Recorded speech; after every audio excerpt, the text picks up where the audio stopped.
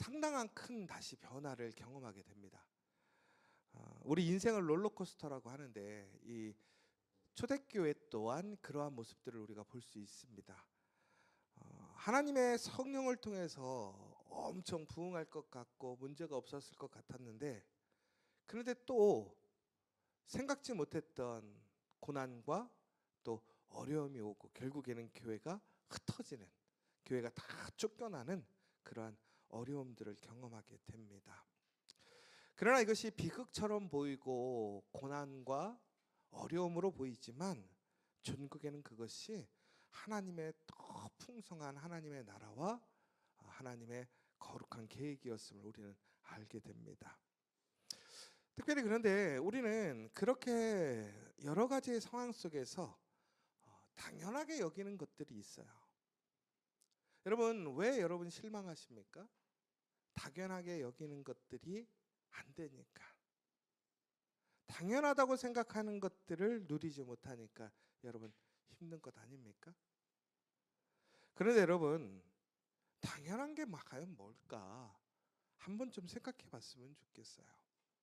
오늘 말씀에도 보면 사도 바울의 이야기가 나옵니다. 사도 바울은 여러분이 잘 아시는 것처럼 사울이라고 그래서 그가 처음에는 예수님을 반대하고 예수님 믿는 사람들을 잡아오게 가두고 오늘처럼 스데반이 죽는 일에 동조하는 모습을 보게 됩니다. 참, 어떻게 믿는 사람들이 저렇게 할 수 있을까? 아니, 어떻게 믿는 사람들이 사람들을 학대하고 괴롭히고 죽이는 것들을 당연하게 여기는 걸까? 그것은 바로 그들의 믿음이 당연히 여기는 것들이 있었기 때문에 그렇다는 거예요. 결국 우리가 무엇을 당연히 여기느냐에 따라서 우리의 삶의 모습도 달라지고 행동도 달라지고 결과도 달라집니다. 그래서 우리는 오늘 내가 지금 당연하게 여기고 있는 것들이 과연 뭘까를 좀 곰곰이 잘 생각해 봤으면 좋겠어요. 어제 제가 우리 교육자들하고 점심 식사를 하면서 갑자기 우리 한국 사람들이 먹는 음식에 대해서 얘기를 잠깐 나왔어요. 여러분, 우리 선지해장국 잘 아시죠? 그런데 외국에서 선지해장국 먹는 나라는 우리나라밖에 없을 것 같거든요. 왜 그러냐면 이 선지가 피잖아요. 성경에서 피 먹으라고 돼 있어요? 안 먹으라고 돼 있어요? 먹으면 안 되죠. 우리가 구약적인 관점에 보면 우리는 완전히 이단들이에요, 이단들. 근데 어제 너무 맛있게 목사부터 해서 전도사들까지 다 맛있게 먹었거든요. 그럼 우리는 지옥 갈까요? 여러분, 이 피라는 것은 결국은 생명을 상징하는 거고, 또한 피는 어찌 보면 상당히 경계해야 될 것이었습니다. 그래서 피를 먹는다라는 것은 솔직히 쉬운 일이 아니었지요. 그런데 왜 우리가 이 선지해장국을 먹게 되었을까요? 먹을 게 너무 없다 보니까, 철부는 섭취를 해야 되는데 가난하고 또 돈은 없다 보니까 남들이 먹지 않는, 버리는 그 피마저도 활용해서 먹을 수밖에 없었던 우리의 역사의 음식인 것이지요.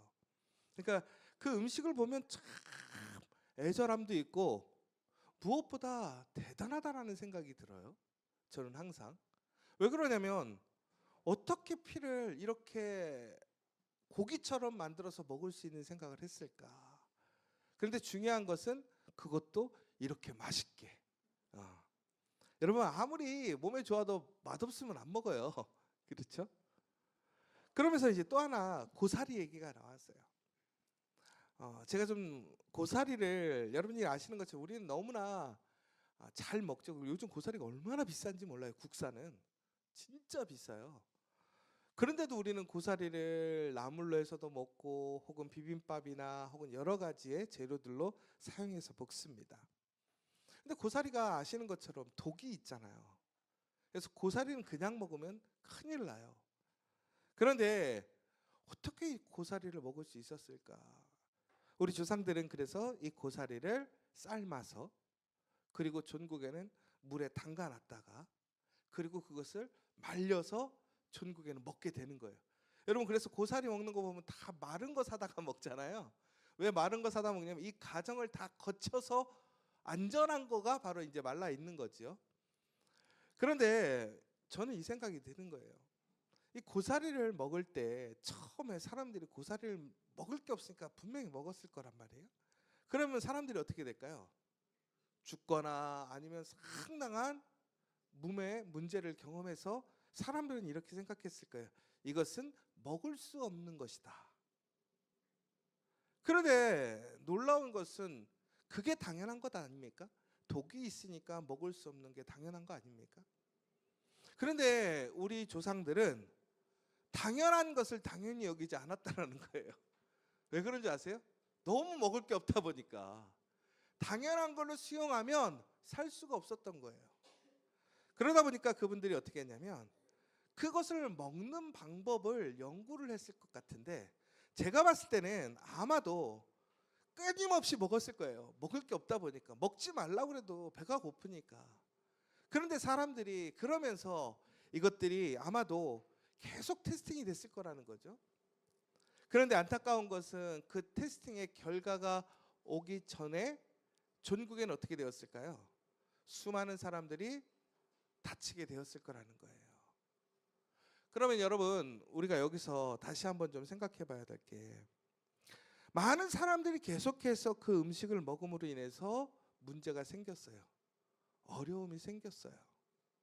그러면 당연히 먹지 말아야 될 것을 왜 먹으려고 했는가라는 거예요. 여러분, 그렇다고 해서 우리가 당연히 먹지 말아야 될 것을 계속해서 먹을 수 있는 방법을 찾아야 된다는 것이 아니라, 당연히 여기는 것을 우리가 당연히 여기는 것이 과연 올바른가라는 거예요. 여기도 꺼주세요. 소리가 너무 세네요. 다 껐어요? 여러분, 그러면 왜 우리는 이렇게 당연한 것을 당연하게 여기고 또 당연히 여기지 않아야 될 것을 당연히 여기는가 라는 생각을 해보면 결국은 우리의 삶의 경험이 중요한 것 같아요. 여러분, 혹시 아브라함과 롯의 옛날 기억하십니까? 아브라함과 롯이 함께 살다가 그들이 하나님의 풍성한 은혜를 경험한 이후에 그들이 어떻게 되었냐면 이제는 흩어질 수밖에 없게 되었습니다. 하나님이 주신 복이 너무 크니까. 그러면 우리가 해야 할 것은 뭐냐면 그 땅을 어떻게 나눌 것인가라는 거예요. 어떻게 나눌 것인가. 그런데 여러분들이 잘 아시는 것처럼 이 두 사람의 선택은 달랐습니다. 그런데 선택을 한 사람은 오직 한 사람이었다고 봐도 될 것 같아요. 롯이 먼저 선택을 하게 됩니다. 여러분 잘 아시는 것처럼 롯은 우리가 흔히 알고 있는 소돔과 고모라를 선택하게 됩니다. 근데 이 소돔과 고모라가 어디냐면 바로 비옥한 요르단 계곡이었다라는 것입니다. 거기는 비옥한 평야가 있던 곳이었어요. 이 지역은 울창하고 물이 풍부하고 또한 모든 것이 안정적인 곳이었습니다. 그리고 또 도시와 함께 여러 문화가 발전한 곳이어서 살기가 좋은 곳이에요. 그런데 오늘 이 롯과 아브라함이 결국에는 문제가 생겼던 이유는 그들이 키우고 있는 양 혹은 그들의 가축의 수가 너무 많아졌기 때문에 그렇단 말이에요. 그러면 결국에는 이들이 추구해야 될 것은 어떻게 하면 내가 키우고 있는 가축들이 잘 자랄 수 있는 환경을 확보하는가라는 것이잖아요. 그런데 오늘 선택에 있어서 롯은 아주 당연한 선택을 하게 된 것입니다. 그런데 아브라함은 롯의 선택을 먼저 하게끔 양보해줬고 그는 다음 선택을 하게 되는데, 아이러니하게도 아브라함은 정반대의 방향으로 가게 되는데, 오늘 아브라함이 갔던 곳은 어디냐면 바로 가나안의 덜 비옥한 산간 지역으로 들어갔다라는 거예요. 여러분, 여기서 아주 중요한 포인트는 덜 비옥한 것이 아니라 산악지대로 들어갔다는 거예요. 계곡으로 들어갔다라는 거예요. 자, 여러분, 지금 우리가 우리의 가축을 잘 키우려면 당연히 어디서 키워야 돼요? 평지에서. 물도 많고 평화롭고 안전한 곳에서. 그러나 아브라함이 간 곳은 요단 계곡만큼 무성하거나 번영하지도 못했고 또 조건도 나쁘고 더 나아가서는 평지가 아닌 산지란 말이에요. 여러분, 그렇다면 당연히 가야 할 곳은 롯의 손톱 소돔과 고모라입니다. 그런데 전국에는 누가 하나님의 은혜로, 결국에는 누가 자신의 가축과 혹은 그들이 갖고 있는 모든 것들을 잘 지키고 더 큰 복을 받았습니까? 당연하게 여기는 가나안 땅에 간 소돔과 고모라에 간 롯이었습니까? 아니면 당연하지 않은 아브라함의 선택이었습니까? 여러분, 여기서는 중요한 것이 우리가 당연히 여기는 것에 대한 반대적인 행동을 했기 때문에 도전이 와서 그 기회를 얻었다는 얘기가 아니죠. 당연히 여긴다라는 것에 그 기준이 뭔가를 우리는 먼저 생각해 봐야 한다는 거예요. 여러분, 당연하다라는 것, 그 당연함의 기준이 뭐냐라는 거예요. 오늘 앞에도 말씀드렸던 것처럼 사도행전 8장 1절에서 3절에 보면 사울이 교회를 박해하고 있습니다. 그는 스데반의 죽음과 더 나아가서 그리스도인들을 박해하는 것을 당연히 여겼어라는 거예요. 왜? 그의 신앙 때문에, 그의 믿음 때문에, 그가 속해 있는 믿음의 공동체의 그러한 신념 때문에. 여러분, 그런데 안타깝게도 우리는 많은 사람들이 동의하면 그것이 당연한 것이라고 생각할 때가 있어요. 여러분, 모든 사람들이 동의하고 인정하면 그것이 당연한 것입니까? 여기는 큰 함정이 있어요. 여러분, 예전에 유대인들이 이제 나치를 통해서 수많은 고난을 당했습니다. 역사적으로 보면 홀로코스트 아시죠? 이것은 나치의 이념에 따라서 유대인들은 죽어야 된다고 생각했어요. 그런데 놀랍게도 여러분, 독일이라는 나라가 어떤 나라냐면 여러분이 아시겠지만 마틴 루터가 독일 사람이에요. 종교 개혁을 일으킨 나라예요. 신학적으로 요즘도 요즘 많이 좀 줄긴 했지만 신학하는 사람들이, 성서 신학하는 사람은 대부분 독일로 유학을 갔었어요. 실천 신학하는 사람들이 미국으로 갔어요. 요즘에는 이제 조금 바뀌게 됐지만 그만큼 하나님의 말씀을 철저히 연구하고 말씀 중심으로 살아가고 말씀을 존귀히 여기던 자들이 하나님의 말씀과는 상이한 그런 놀라운 일들을 행하게 되는데, 더욱 놀라운 것은 사람들이 그것을 당연히 여겼더라는 거예요. 왜 그랬습니까? 여러 가지 이유들이 있었죠. 정치적이고 경제적이고 또 그때 시대적인 상황들, 나라 간의 어떠한 여러 가지의 문제들 때문에 그들이 살기 위해서는 그것이 당연하다고 생각했고 그것이 그 나라에 번영을 준다라고 생각했던 거예요. 여러분, 미국에서도 이런 일들이 있었어요. 아프리카의 사람들을 데려다가 노예로 썼어요. 그런데 거기에는 수많은 그리스도인들이 노인들을 학대하면서도 노예들을 주일날 가서는 너무나 기쁘게 찬양하고 하나님 앞에 영광 드리고 선한 일을 한다고 하면서도 노예들의 자유를 빼앗고 그들을 동물처럼 취급하고 그렇게 살았단 말이에요. 사람을 돈을 주고 사고 팔았단 말이에요. 그런데 놀랍게도 그것을 사람들이 잘못된 것이라고 생각하지 않았어요. 당연히 여겼어요. 당연히. 여러분, 사회적으로 혹은 내가 속해 있는 곳에서 그것이 자연스럽고 당연하다고 해서 그것이 당연한 것입니까?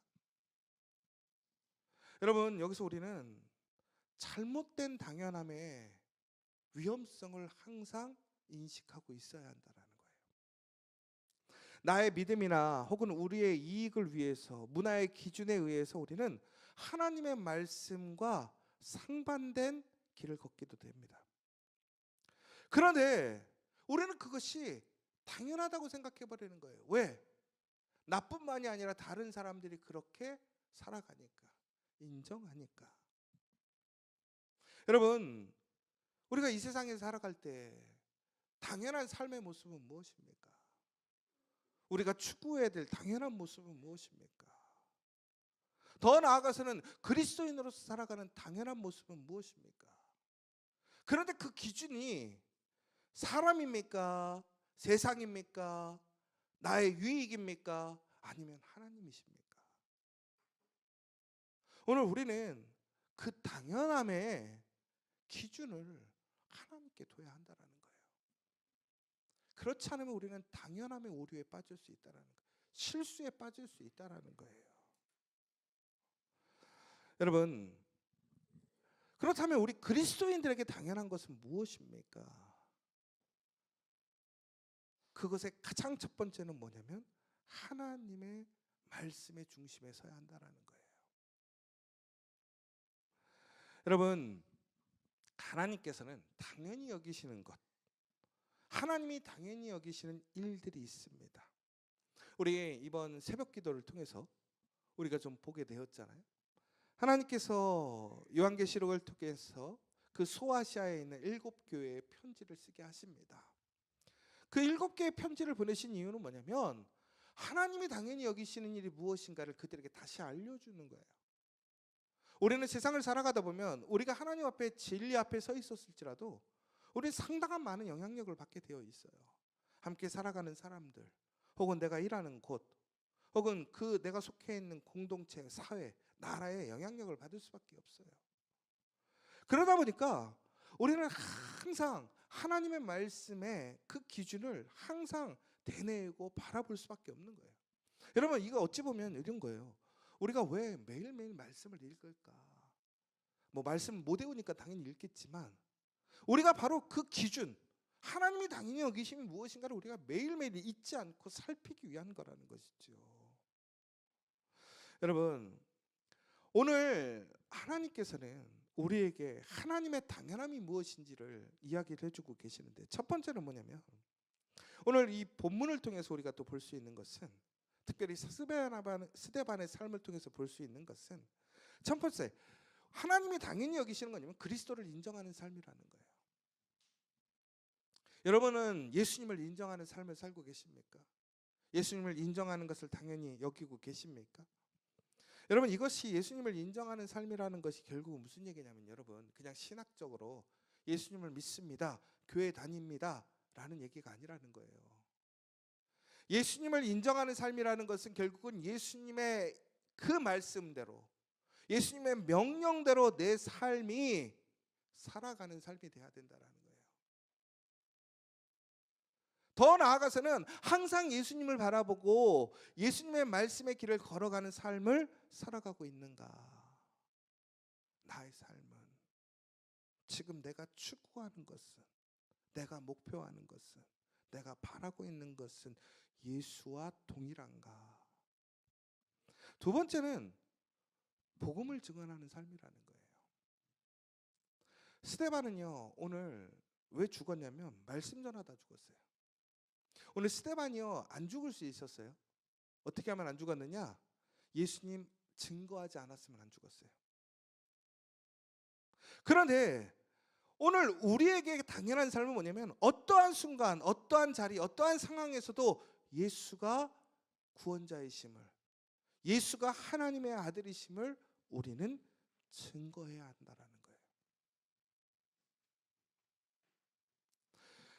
여러분, 세 번째는 용서하고 사랑하는 삶입니다. 스데반이요, 오늘 자신의 그 놀라운 믿음과 신앙을 당연히 여기고 일반 사람들이 생각하는 당연한 삶이 아닌 믿음의 삶, 그 부르심에 받는 합당한 삶을 살아갑니다. 그런데 사람들은 스데반을 당연히 여기지 못해요. 자신들이 생각하는 기준과 다르더라는 거죠. 그러자 그를 죽입니다. 돌로 쳐 죽입니다. 돌로 쳐 죽인다라는 것은 개인적으로 보면 가장 수치스러운 일인 거예요. 아픔을 떠나서 너무나 불명예스러운 일이라는 말이에요. 그런데 스데반이 뭐라고 되어 있냐면 사도행전 7장 60절에 보면 주여 이 죄를 그들에게 돌리지 마옵소서. 여러분, 어떻게 우리를 때리고 더 나아가서는 잘못된 생각과 믿음으로 잘못된 것을 주장하고 힘으로 억압하고 힘들게 하는 사람을 우리가 어떻게 용서할 수 있습니까? 그런데 오늘 스데반은요, 당연히 여겼어요, 그것을. 왜? 바로 그리스도의 삶을 당연히 여겼기 때문에, 예수님이 걸어가신 길이었기 때문에, 복음을 증언하는 삶이 당연했기 때문에, 그러므로 그는 예수님처럼 또한 그들을 용서하는 것을 당연히 여겼다라는 거예요. 여러분, 용서하는 게 이 세상에서 쉬울 것 같으세요? 어려울 것 같으세요? 진짜 어려워요. 진짜 어려워요. 사람이요, 진짜 신기한 게요, 용서 못할 게요, 정말로 별것 아닌 것이 용서가 안 돼요. 그렇죠? 우리가 누군가에게 용서할 수 없는 일들 한번 생각해 보세요. 그런데 어찌 보면 이런 거 아니에요? 나의 자존심을 건들거나 혹은 내 기대를 채우지 못해서. 그러니까 용서받지 못할 사람들도 있을 것 같아요, 우리가 생각했을 때. 그런데 그런 것이 아니라 우리가 정말 사소하고 내 감정적이고 혹은 어떠한 이익적인 문제에서 용서하지 못하는 일들이 얼마나 많은지 몰라요. 그런데 오히려 우리가 정말 예수님을 믿는 사람이라면 우리는 용서하는 것이 당연하다는 것이죠. 네 번째는 박해를 견디는 삶입니다. 여러분, 오늘 예수님을 통해서 우리에게 말씀하시는 것이 뭐냐면, 우리가 세상에서 예수님을 믿으면 우리가 영광을 받을 것이라고 되어 있나요? 성경에는. 아니면 미움을 받을 것이라고 되어 있나요? 미움을 받을 것이라고 되어 있어요. 여러분, 우리가 그리스도인으로 살아가면서 우리가 사람들과 원만하고 하나님의 은혜 안에서 보관해서 살아가기를 소망합니다. 그러나 우리는 그것은 아주 예외적인 삶이에요. 오히려 당연한 것은 예수 믿으면 험난한 것입니다. 예수 믿으면 불편한 것입니다. 예수 믿으면 박해를 받는 것이라는 거예요. 여러분, 우리가 신앙을 지키고 살아가면서 여러분들 지금 기대하는 게 뭡니까? 여러분, 그리스도인이 되었다라는 것, 더 나아가서 지저스처치 성도가 되었다고 했다면, 여러분, 우리 교회 안에서 내가 기대하는 것은 무엇입니까? 그런데 우리는요, 우리의 말로는 당연히 하나님을 따라가고 예수 그리스도를 따라가는 삶이 당연하다고 얘기하지만, 진정한 우리의 삶은 그리스도를 따라가는 삶이 아닌 세상을 향한 당연한 삶을 살아가고 있지는 않느냐라는 것입니다. 여러분, 오늘 이 결과로 어떻게 되었냐면, 이제 사도들은 흩어지게 되었습니다. 여러분, 우리가 잘 되려면 흩어져야 돼요? 아니면 똘똘 잘 뭉쳐야 돼요? 성경에서는 하나 되라고 그래요? 흩어지라고 그래요? 하나 되라고 그러잖아요. 그런데 오늘 교회가 흩어지게 되었어요. 당연한 게 아니에요. 예루살렘에 오직 교회 하나만 남고 모든 성도들이 다 흩어졌어요. 사도들만 남고. 여러분, 그런데 놀랍게도 이 흩어짐이라는 단어는 씨를 뿌린다라는 의미가 있어요. 그러니까 여러분, 이게 당연히 우리가 흩어져야 될 것과 씨를 뿌리는 것은 다른 당연함이에요. 여러분, 우리의 생각으로는 당연히 흩어지면 잘못될 것 같고 망할 것 같고 안 될 것 같고 약해질 것 같은 거죠. 그런데 놀랍게도 하나님은 어떻게 하셨습니까? 오히려 초대교회를 흩으셔서 씨를 뿌리셔서 전국에는 세상 땅끝까지 복음이 증거되는 놀라운 역사를 일으키셨어요. 여러분, 그러므로 우리는 자꾸 안주하려는 생각들이 있어요. 우리 것을 만들려고 하는 생각들이 있어요. 그런데 우리가 해야 할 일은 뭐냐면 세상 땅 끝까지 복음을 증거함에 두려움 없이 나아가야 한다는 거예요. 여러분, 우리 교회가 100교회의 교회를 세우기를 원합니다. 그럼 우리 교회가 쉬운 예로 정말로 무슨 대형 만명교회, 2만명교회, 3만명교회 그런 교회가 되고 싶어서, 혹은 그런 교회의 능력을 갖고 싶어서 그러느냐? 그렇지 않더라는 거예요. 그게 당연한 것이기 때문에 그래요. 여러분, 우리 교회가 특별한 게 아니라 이게 당연한 거예요. 여러분, 우리 교회에서 하고 있는 사역들 뭔가 특별해 보이죠? 특별한 게 아니라 당연한 거예요. 그런데 왜 어떤 사람들에게는 그것이 당연한 것이고 어떤 사람들에게는 당연하지 않을까요?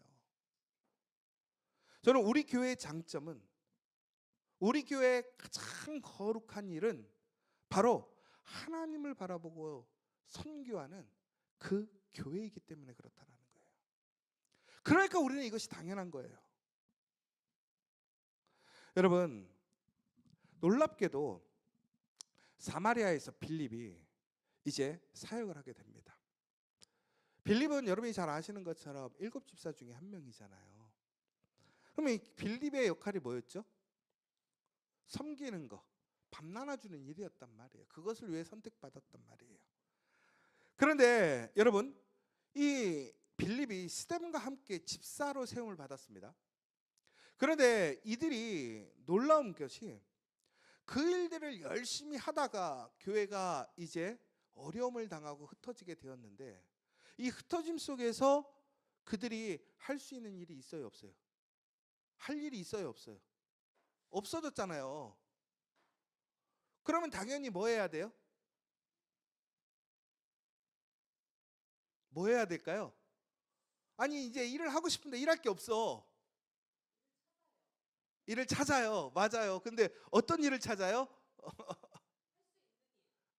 복음을 증거하는 일.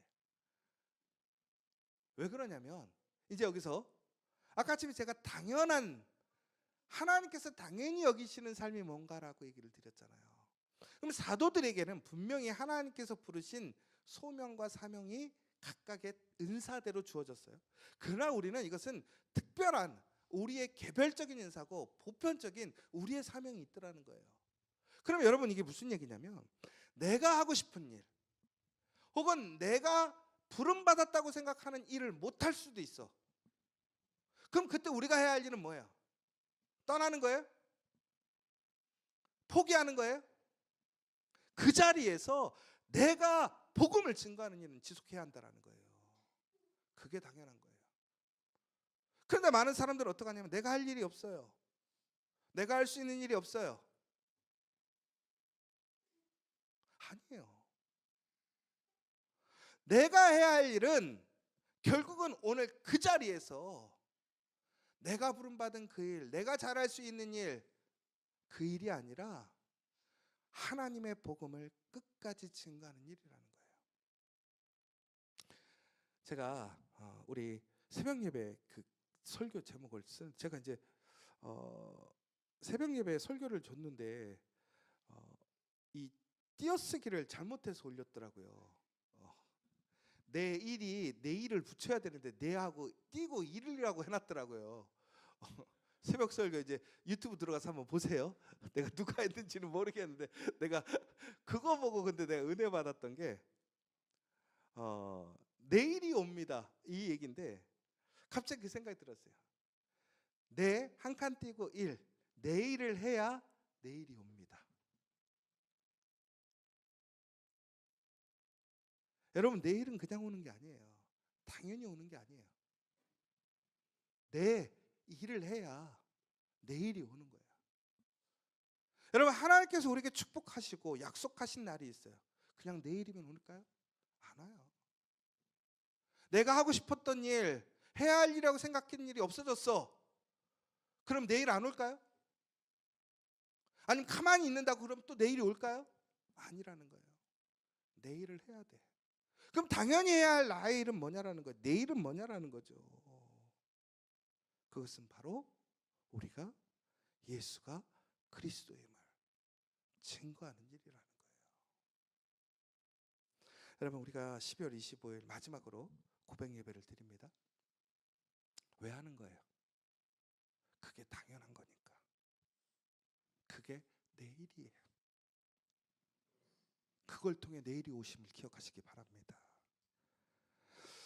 여러분, 말씀을 정리하도록 하겠습니다.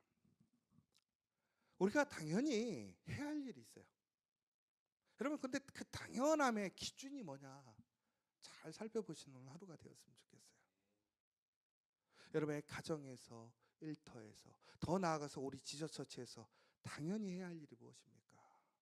우리 교회가 당연히 해야 할 일이 무엇이고, 우리의 성도들이 당연히 해야 할 일이 무엇이고, 우리 사역자들이 당연히 해야 할 일이 뭘까요? 저는 그것이 바로 교회를 지켜내는 일이라고 생각을 했습니다. 그런데 제가 처음에 교회를 개척했을 때 교회를 지키려고 했던 일이 아니라 사람을 지키고 싶었어요. 그래서 우리 교회가 시작됐어요. 그런데 사람을 지키다 보니까 교회를 지키게 되더라고요. 그런데 아이러니한 상황이 와요. 교회를 지켜야 될지 사람을 지켜야 될지. 여러분, 선택의 순간이 오면 둘 다 지키면 제일 좋죠. 그런데 교회를 지켜야 될 때, 사람을 지켜야 될 때, 여러분 누구를 지켜야 됩니까?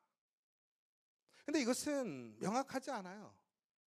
어쩔 때는 사람을 지켜야 될 때가 있고, 어쩔 때는 교회를 지켜야 교회를 지키게 되고, 사람을 지켜야 교회를 지키게 되는 또 상황도 생겨요. 이거는 되게 복잡하고 어려운 일이에요. 그런데 결론은 저는 교회를 지켜내야 한다고 생각해요. 왜? 요한계시록에 뭐라고 되어 있습니까? 교회가 무너지면 세상이 무너집니다. 이 시대에 교회가 마지막 보류입니다.